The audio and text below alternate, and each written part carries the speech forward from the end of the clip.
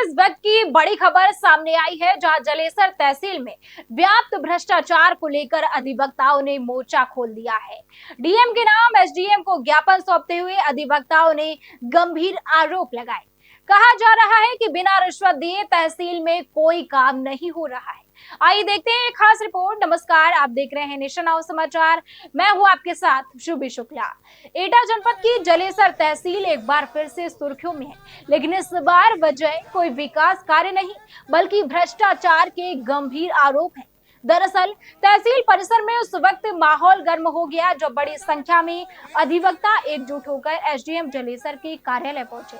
अधिवक्ताओं ने मुख्यमंत्री के नाम संबोधित एक ज्ञापन एसडीएम पीयूष रावत को सौंपा और तहसील में फैले कथित भ्रष्टाचार के खिलाफ कड़ी कार्यवाही की मांग की है।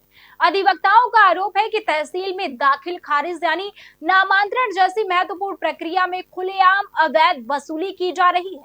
उनका कहना है कि हर दाखिल खारिज चढ़ाने के नाम पर 150 से 200 रुपए तक लिए जा रहे हैं। इतना ही नहीं, खतौनी में नाम दर्ज करवाने के लिए 20-20 रुपए की रिश्वत ली जा रही है। अधिवक्ताओं ने साफ तौर पर कहा है कि बिना चढ़ावा दिए कोई भी काम समय पर नहीं हो रहा है। आम किसान और ग्रामीणों को लगातार परेशान किया जा रहा है। कई बार तो लोगों को बार बार चक्कर लगाने पड़ते हैं, लेकिन जब तक पैसे नहीं दिए जाते फाइल आगे नहीं बढ़ती है। ज्ञापन देने पहुंचे अधिवक्ताओं ने कहा कि स्थिति बेहद चिंताजनक है, क्योंकि तहसील प्रशासन आम जनता को राहत देने के लिए होता है, लेकिन यहाँ उल्टा लोगों का शोषण किया जा रहा है। उन्होंने कहा कि किसान पहले ही आर्थिक तंगी से जूझ रहे हैं और ऊपर से इस तरह की रिश्वतखोरी उन्हें और भी परेशान कर रही है। अधिवक्ताओं ने एसडीएम पीयूष रावत से तत्काल इस पूरे मामले में संज्ञान लेने की अपील की है। साथ ही दोषी कर्मचारियों के खिलाफ सख्त कार्यवाही की मांग की गई है। उन्होंने चेतावनी भी दी है कि अगर जल्द ही कार्यवाही नहीं हुई तो आंदोलन को और भी तेज किया जाएगा। आगे और लड़ाई है, अभी तली अंगड़ाई है, आगे और लड़ाई है, अभी तली अंगड़ाई है।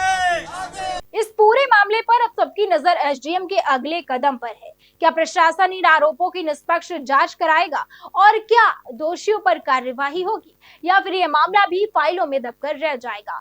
फिलहाल जलेसर तहसील में उठे इस भ्रष्टाचार के मुद्दे ने प्रशासनिक व्यवस्था पर कई सवाल खड़े कर दिए हैं।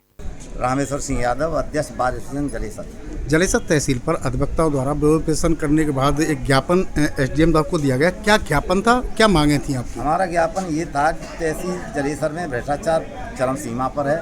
भ्रष्टाचार के चलते 6-6 माह से नामांतरण के अविवाहित मामले दाखिल काज नहीं हो रहे हैं। इसको लेकर वादकारी अधिवक्ता सभी परेशान हैं। अब जो दाखिल काज हो भी जाते हैं, वहाँ R6 में चढ़ाने पर आर के दफ्तर में 100-150 रुपये वहाँ लिए जाते।